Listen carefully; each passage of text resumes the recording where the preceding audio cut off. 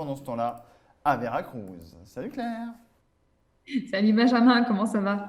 Ah bah ça va, la pêche? Écoute, hier ça m'a fait énormément de bien, cette session spéciale poisson, etc. On a bien rigolé. D'ailleurs, si vous l'avez loupé sur Flex TV, elle est déjà sur le site, évidemment, quasiment avant le soir de chaque jour, il y a les capsules, enfin on travaille quoi là-dessus. Et là ça va, aujourd'hui vraiment bien. Et toi? Mais écoute, ça va, j'ai juste mis une petite laine, tu vois, parce que alors avoir écouté Yann, ça m'a refroidi, hein, y a pas, franchement, c'était voilà, compliqué de m'imaginer, surtout la photo du gars en train de faire de la méditation sur la glace. Je me suis dit que moi, j'avais encore des paliers à franchir, soit non, c'était pas du tout utile que je m'impose ça, donc voilà. Et donc, par solidarité avec Concordia, voilà, petit châle de T'es au niveau 1, circonstance. c'est tout, hein. Il t'en reste une dizaine encore. Mais t'as le temps. C'est ça, voilà, j'ai le temps. J'ai le temps. Qu'est-ce qui se passe Alors, ailleurs et de bien, surtout?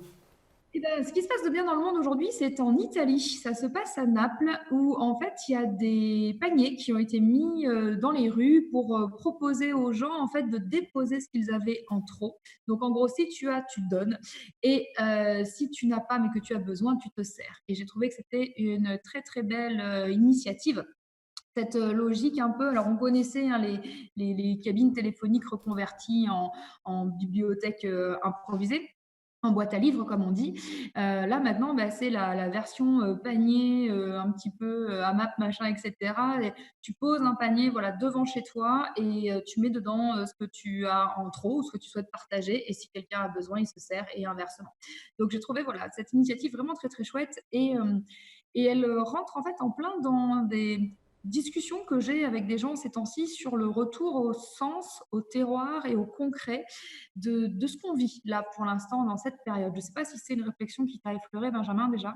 Alors ça m'a effleuré et je suis un peu en retard, mais je te montre la photo de ces paniers. Voilà. Donc, Ah, voilà, il me bah semblait oui. bien que tu les avais, les panières solidaires à Naples.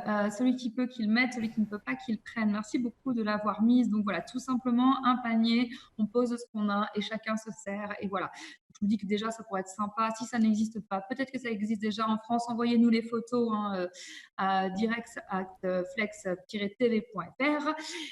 Et si ça n'existe pas, eh ben, écoutez, on s'est dit qu'on pouvait créer les flex paniers, les flex boxes, vous voyez ça comme vous voulez, mais ce serait bien de pouvoir expérimenter ça chez vous, que vous soyez à la campagne, dans un immeuble, n'importe où.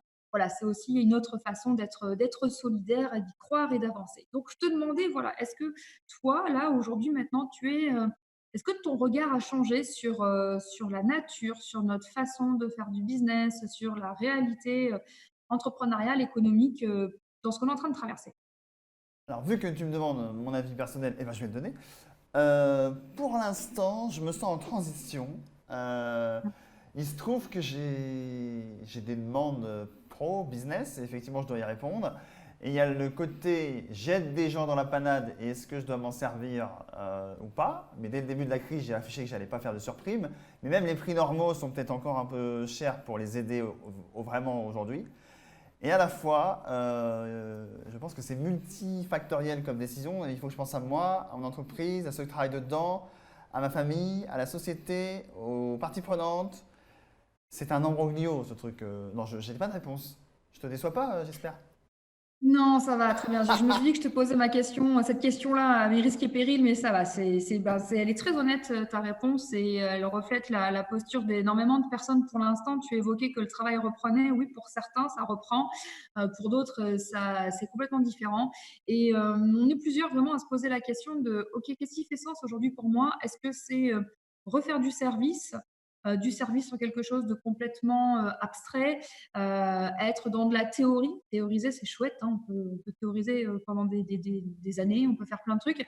Ou alors aller aider les artisans et les agriculteurs du coin pendant quelques semaines, quelques mois, pour être dans une logique solidaire et se dire que bah oui, remplir ces paniers-là, faire en sorte que chacun ait le minimum vital, est-ce que c'est pas ça qui ferait sens?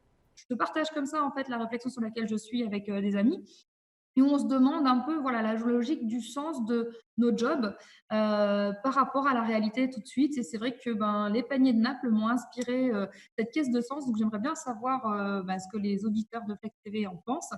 Et toi aussi, voilà, par rapport à tout ça, sur aujourd'hui, qu'est-ce qui fait vraiment sens? Est-ce que c'est une vie de qualité, de proximité, terroir? Est-ce qu'on relève les manches? Est-ce qu'on va aider pour les masques, pour les gels, pour l'agriculture, pour tous ceux qui vont bosser?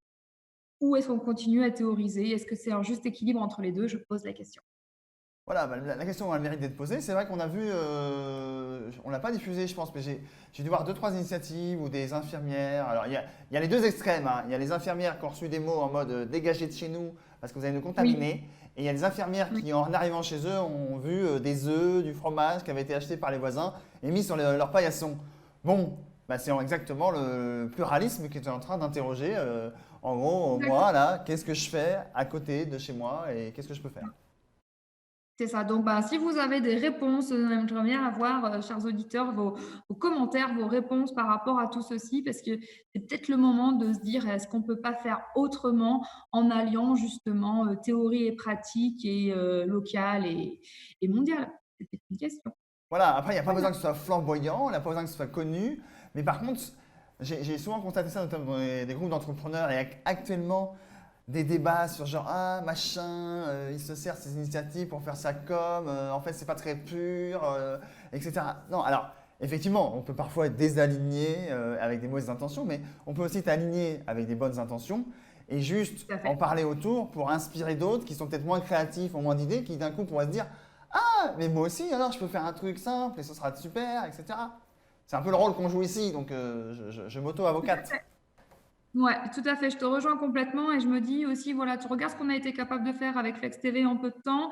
Yann l'évoquait tout à l'heure, c'est du travail hein, de rassembler les infos, etc. On va avoir des crampes de pouce à force de scroller sur le smartphone, on va avoir des problèmes, peut-être une myxomatose qui va se développer au niveau des yeux, je sais pas, finir en mode zombie, mais on le fait parce qu'on est là pour donner de l'information et surtout pour faire quelque chose qui fasse du bien aux gens pendant ce confinement en tout cas pour l'instant, et aussi voilà, se poser des questions et avoir les réponses. C'est pas tout se poser les questions, mais j'ai très très envie moi personnellement de lire vos réponses donc dans les commentaires là en dessous. J'attends tout ceci.